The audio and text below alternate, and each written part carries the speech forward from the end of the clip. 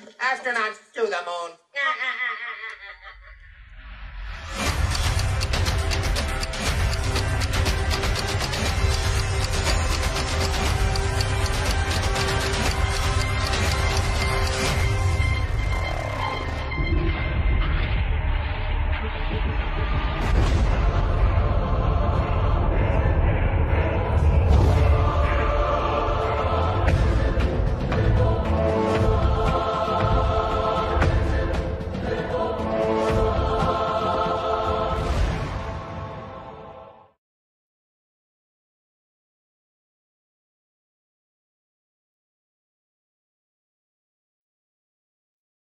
The Bible describes a three-story universe.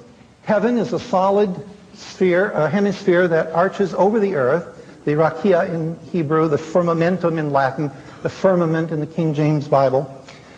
There was water above there, that's why the sky is blue, and somewhere above that is the abode of heaven, of God and the angels.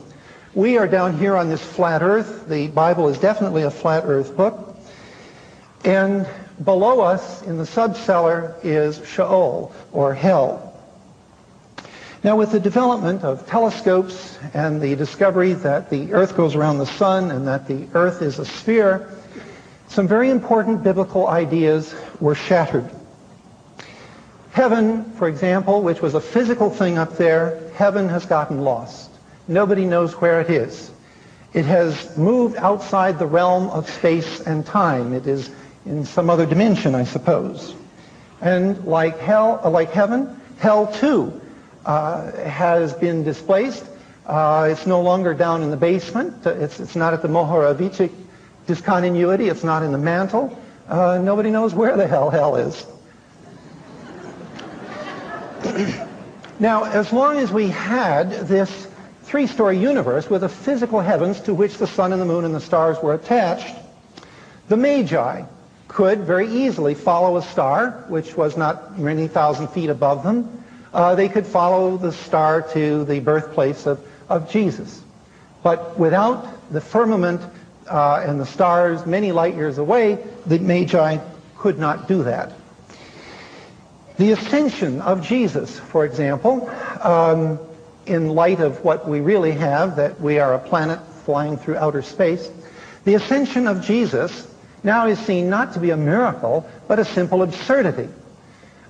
Jesus supposedly lifted off the launching of the Lord. And where did he go? He was thought to be going up to heaven, which was just up there. But in reality, we know he would have been going into outer space.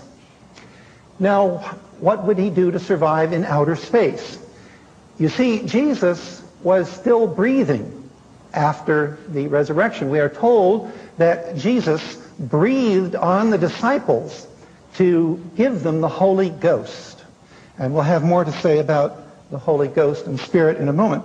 But anyway, Jesus was going up into outer space, and how he would breathe up there, I don't know. Why a God would breathe anyway is an interesting question.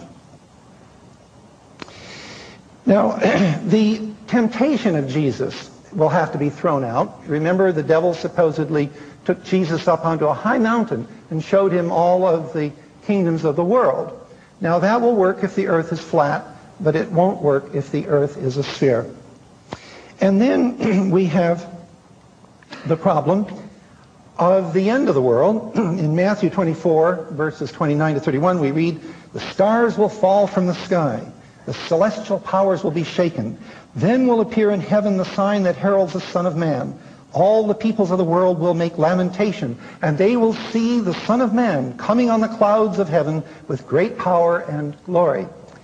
Now, once again, if all the people of the world are to see Jesus at his second coming, we have to have a flat earth. This will not work really with a sphere. Although I must confess that on this one, Pat Robertson may have refuted me. Pat Robertson is planning to televise the second coming, and he will make sure that everyone sees it all over the world. So I may have to concede that point. Maybe we can find a prediction of Pat Robertson if we search the scriptures carefully. Another thing that goes by the by are these things called angels. In Greek, the word is angelion, or angelos rather, and it means a messenger, which is an interesting word when you think about it. Why call these things messengers? Well, in the three-story universe, we had to have communication, upstairs, downstairs, and in the ladies' chamber or whatever. Only once in the ladies' chamber. You all know the visit of the angel to Mary. But we don't have any need for angels now that we know they can't climb down Jacob's ladder to get from heaven to earth. It's again in some other dimension. So this whole thing of heaven, hell, and of course with it the idea of eternal punishment, eternal reward, are certainly very enigmatic ideas. They don't seem to make much sense anymore. Whereas they did make a lot of sense in the world view with which the Bible was composed. It was a pre-scientific worldview.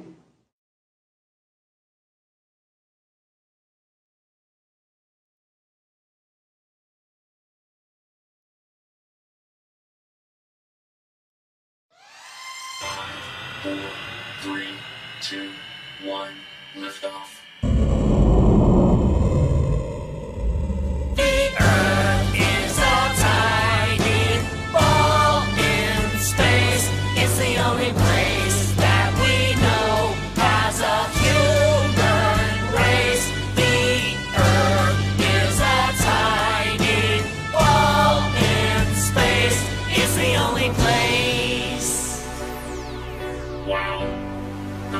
Earth is beautiful from outer space. It looks just like a globe. No duh. A globe is a small copy of the planet Earth. Do you know the main parts? There is land on the surface of the globe. 7 sections of land on the globe. What are they called? Those are the continents. North America, South America, Europe, Asia, Africa, Australia, Antarctica. There is a lot of water on the globe, covering 3/4 of the globe. What is it called? It's the ocean. The ocean is divided into the Atlantic, Pacific, Indian, Arctic, and Southern Oceans. There is a top point on the globe. There is a bottom point on the globe. What are they called? The North and South Poles. The North Pole is in the Arctic Ocean, and the South Pole is on Antarctica. What is the line that circles the globe?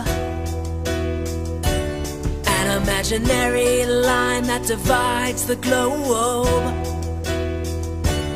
What is it called? It's called the equator. The equator lies halfway between the North and South Poles.